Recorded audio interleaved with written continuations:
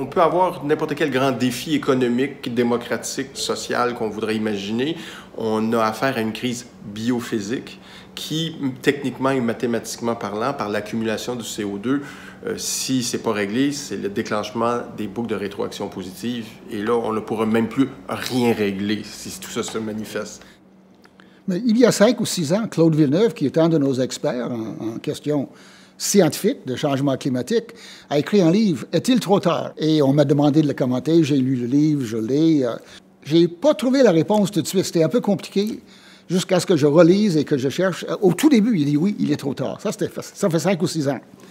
Ça fait que, déjà, les problèmes de climat, selon Claude, je le pense aussi, c'est trop tard. La COP 21 était un échec et le GIEC vient de le confirmer. Je ne l'avais pas quand j'ai écrit le livre, mais déjà le GIEC de 2013 était suffisant. Nous sommes devant une série de perturbations de nos vies comme riches, des vies des pauvres aussi. Mais ce qui est frappant, c'est que selon les projections, les courbes, c'est assez proche l'une de l'autre. La dernière courbe à fléchir, là, c'est la pollution. Donc, c'est la question du changement climatique, parce que c'est ce qui définit cette courbe-là. Difficile à savoir vraiment. Moi, j'accepte les projections. On a fait le suivi avec les données sur 40 ans.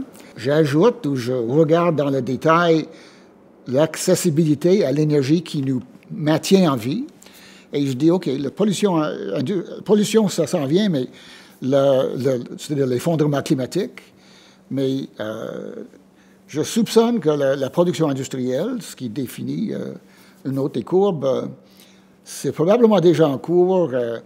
On regarde les réserves disponibles de pétrole conventionnel.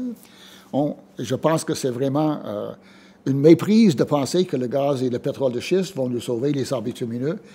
Le rendement énergétique est beaucoup trop bas pour maintenir une civilisation comme nous le connaissons. Et de toute façon, elles se font à perte. C'est même pas rentable, sauf que ça, là, on n'entend pas parler souvent.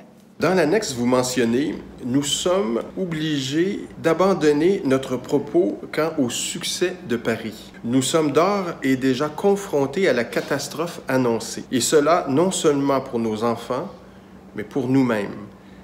Qu'est-ce qui est arrivé à Paris pour créer un tel leurre? » Copenhague était l'espoir de la planète en 2009, je pense, le COP 15.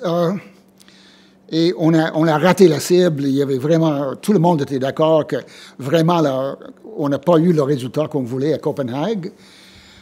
Et donc, les Nations unies ont vraiment mis tout en œuvre pour le contact avec quasiment 200 pays, le développement de plans d'action pour chaque pays, des engagements, des objectifs, pour 2015, le COP 21 à Paris.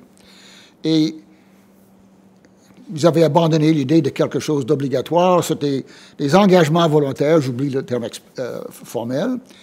Et le constat objectif de tous ces engagements-là en 2015, décembre 2015, c'était que ça nous permettrait d'éviter un réchauffement au-dessus de 3 degrés. L'objectif était 2, en espérant 1,5, mais c'était vraiment ça, c'était un leurre aussi. Là. Les gens ont leurré les responsables en faisant penser que 1,5 pouvait être une cible. Alors, ce qui m'a frappé, c'est que, quasiment sans exception, tous les gens qui revenaient de la COP 21 disaient que c'était un succès. Jamais on a eu autant de nations signées en accord, il y avait un accord A majuscule, aussi important.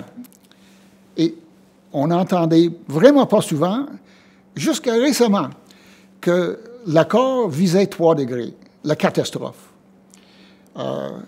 Ça fait que le leurre était la volonté réussie de faire parure